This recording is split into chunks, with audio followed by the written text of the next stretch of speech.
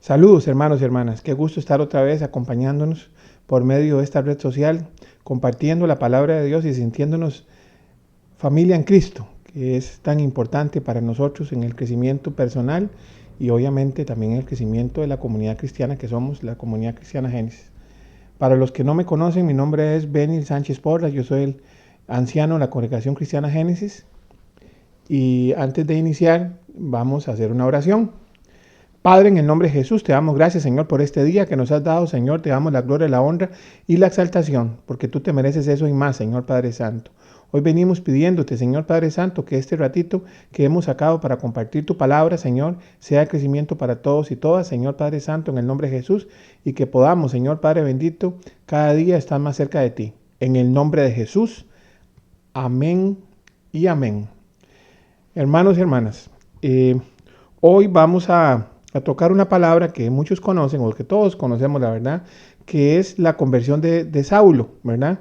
Recordemos que Saulo es el que después llamaremos Pablo, ¿verdad? Que ha sido el apóstol de los gentiles, el apóstol de las personas que no profesaban la religión judía, o sea, todos nosotros, ¿verdad? Y bueno, prácticamente buena parte del Nuevo Testamento posterior a los evangelios tiene una buena relación con su obra, ¿verdad?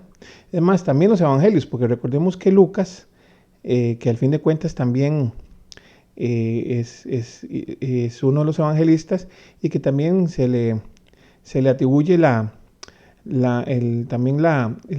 escribir el libro de Hechos, ¿verdad? También era un compañero de viajes de Pablo, ¿verdad? Entonces, realmente la influencia de Pablo en la iglesia moderna es increíble, ¿verdad? Entonces, yo creo que es importante analizar un poco ese espacio en el que el Señor lo busca de manera fuerte, ¿verdad? Porque realmente lo hace pasar por algunas condiciones y yo creo que vale la pena poderlo analizar un ratito. Y bueno, eso está en Hechos 9, ¿verdad?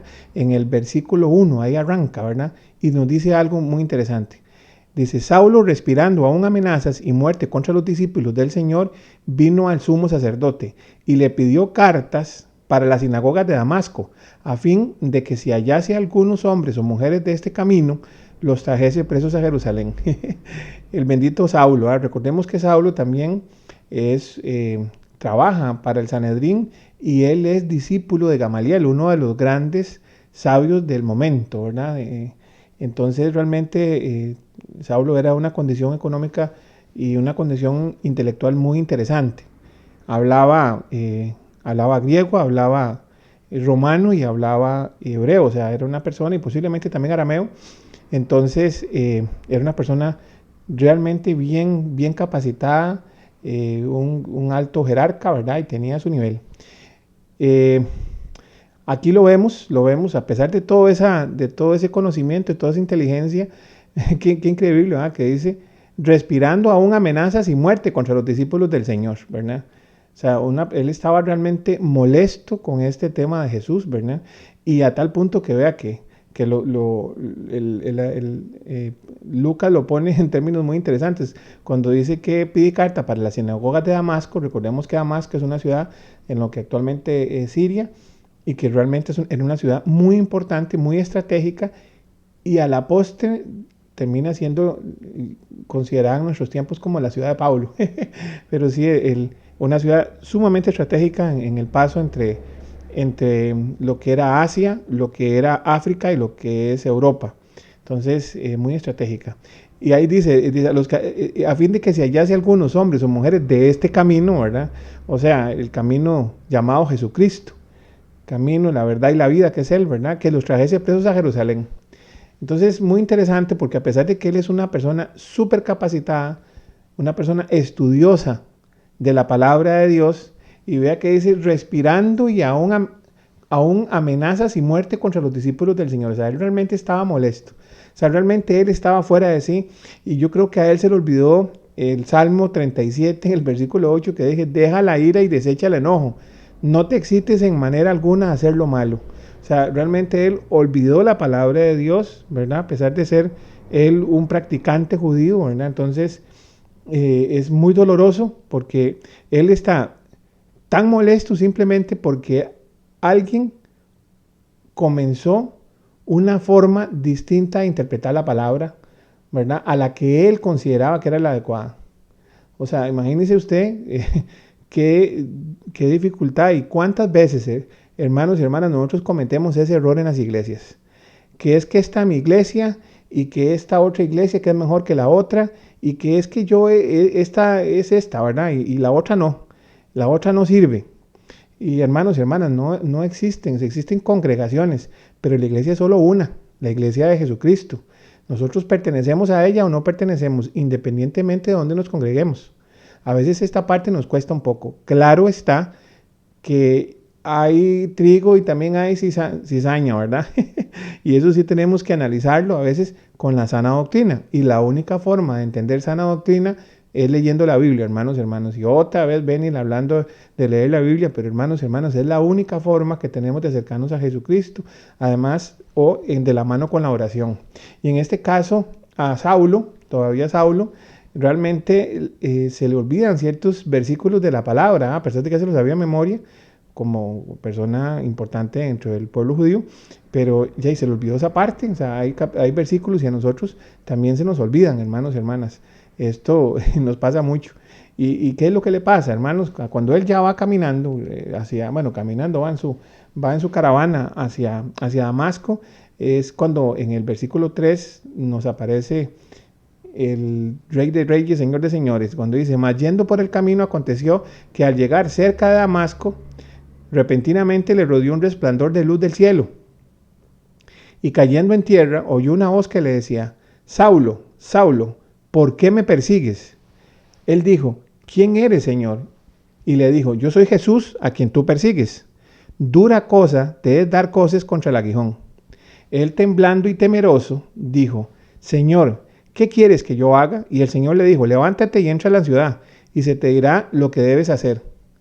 Y los hombres que iban con Saulo se pararon atónitos, oyendo a la verdad la voz, mas sin ver a nadie. Esta parte es compleja, ¿verdad? Muy difícil porque en realidad Jesús le habla muy fuerte a Saulo.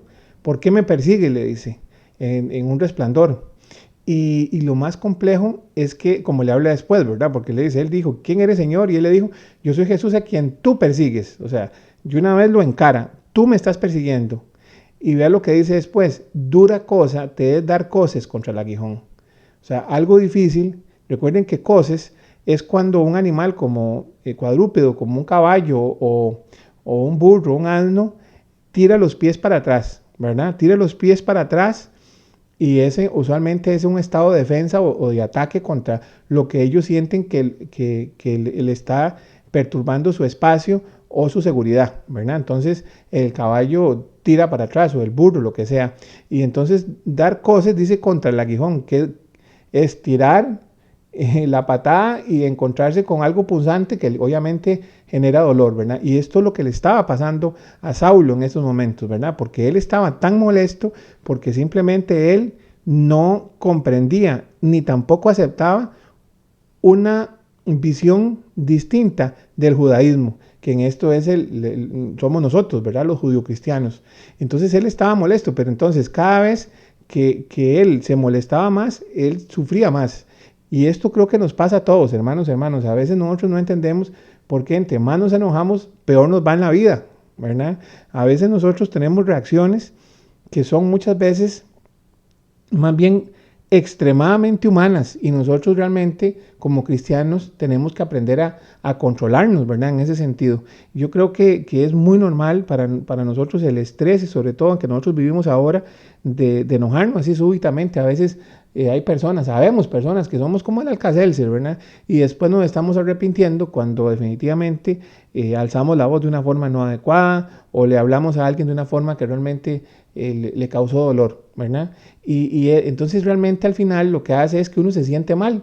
O sea, lo que usted genera, o sea, te genera dolor a alguien más, la gran mayoría de las veces termina doliéndonos también a nosotros, ¿verdad? Entonces, esta parte es como Jesús le habla, o sea, ¿para qué sigues en esa situación de defender algo que es indefendible y lo que haces es generarte más dolor, ¿verdad? Entonces, ahí le habla de una forma fuerte, la realidad es que sí, y vea que a tal punto que le habla fuerte que en el 6 él dice, él temblando y temeroso dijo, Señor, ¿qué quieres que yo haga? O sea, él realmente no esperaba esta reacción y el Señor le dice, levántate y entra a la ciudad y se te dirá qué debes hacer. O sea, le habló feo, le habló fuerte, le habló duro.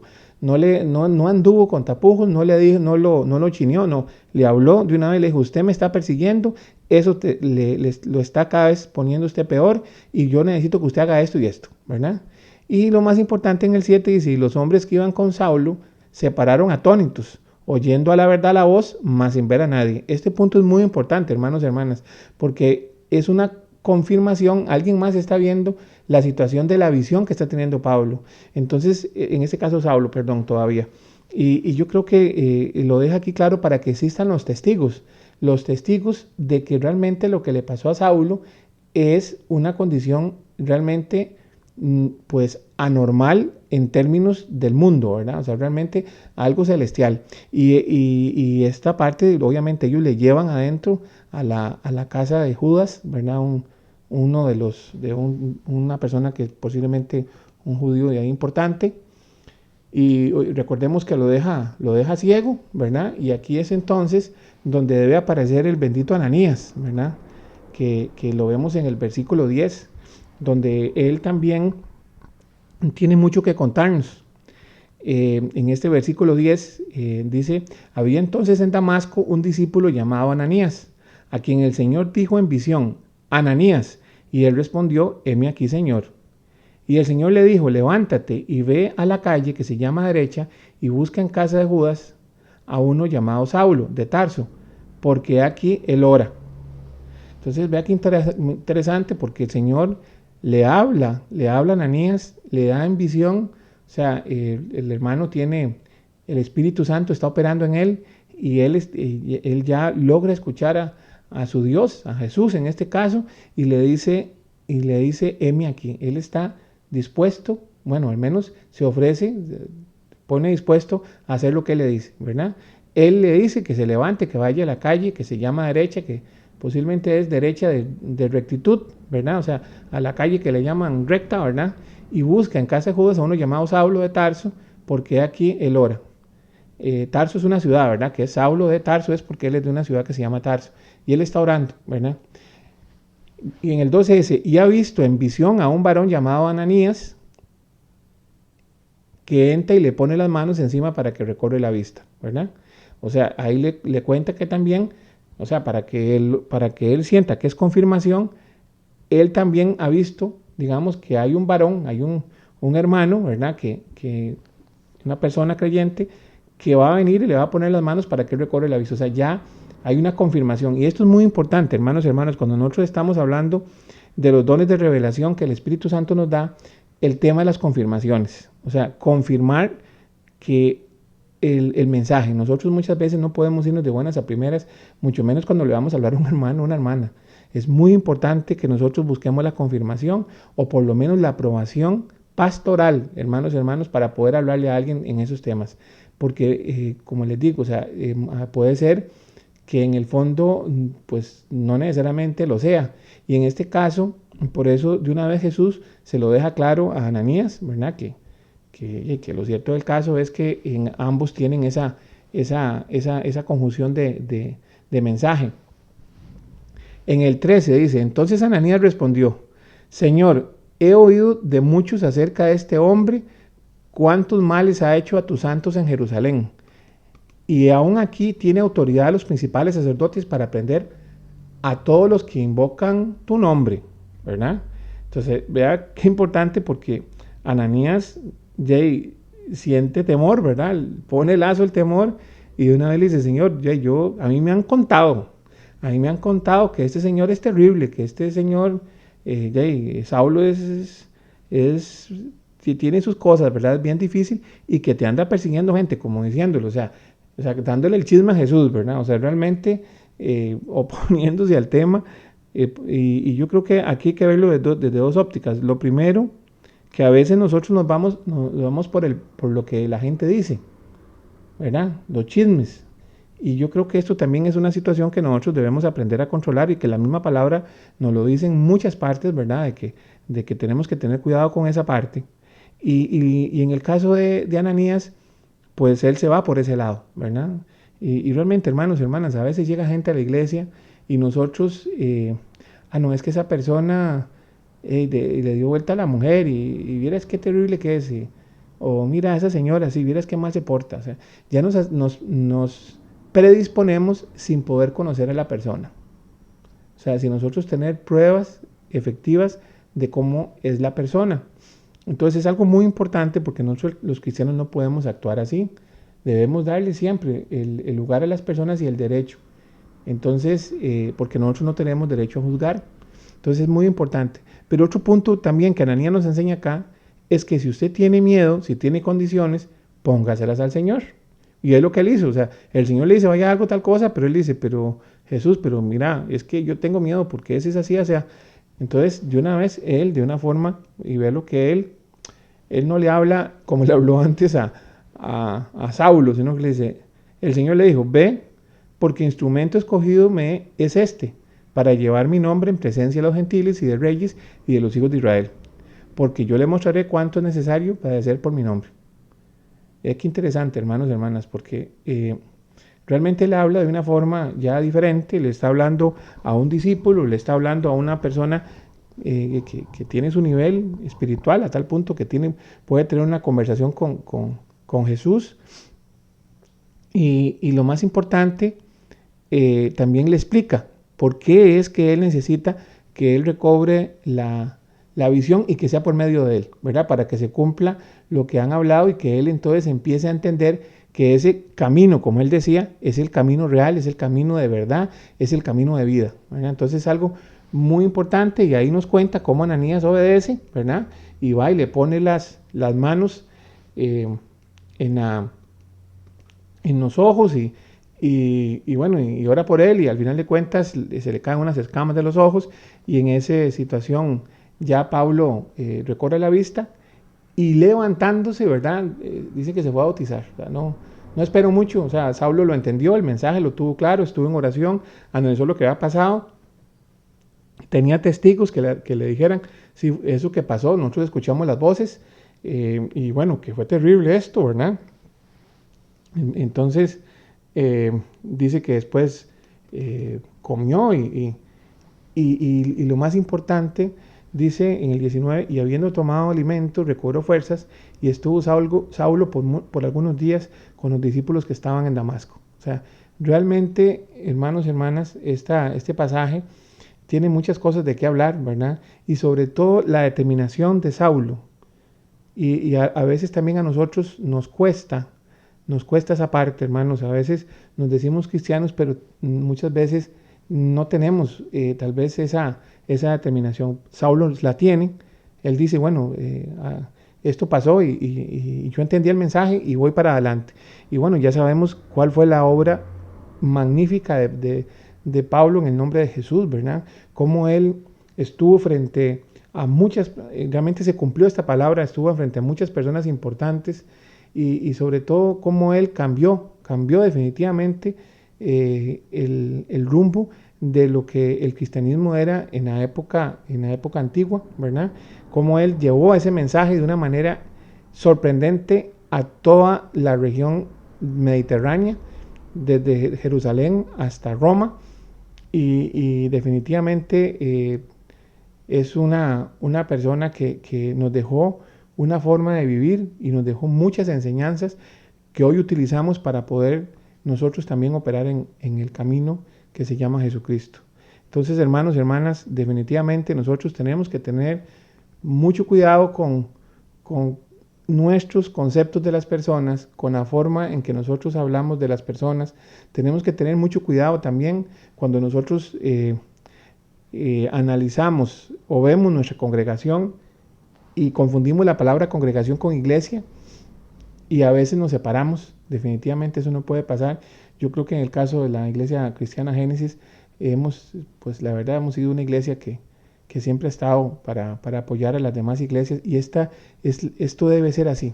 Esto debe ser así. Nosotros no podemos tener entre nosotros mismos problemas. Al contrario, debemos buscar la unidad siempre y trabajar en conjunto y más bien aprender de todos, ¿verdad? Siempre todo basado en la palabra de Dios y en la oración, hermanos y hermanas. Vamos a orar. Padre, en el nombre de Jesús, te damos gracias, Señor, por este día que nos has dado. Hoy venimos, Señor, clamando a ti, Señor, para que tú nos ayudes siempre, Señor, a no tomar juicios de las personas, Señor Padre Santo, a poner las cosas en oración, Señor, y también, Padre Santo, que la palabra tuya nunca escasee en nuestras casas. Hoy te pedimos, Señor Padre Santo, que nos ayudes también, Señor, a caminar en paz, Señor, en este mundo, Señor, a poder disfrutar de los dones y de las bendiciones que tú le has dado a cada uno de nosotros, Señor. Te pedimos, Padre Santo, que estés siempre cerca de nosotros, Señor, y cuide siempre, Señor, de nuestra casa, de nuestra familia y de toda la congregación a la cual pertenecemos. En el nombre de Jesús, amén y amén. Muchas gracias, hermanos. Que Dios me los bendiga. Chao.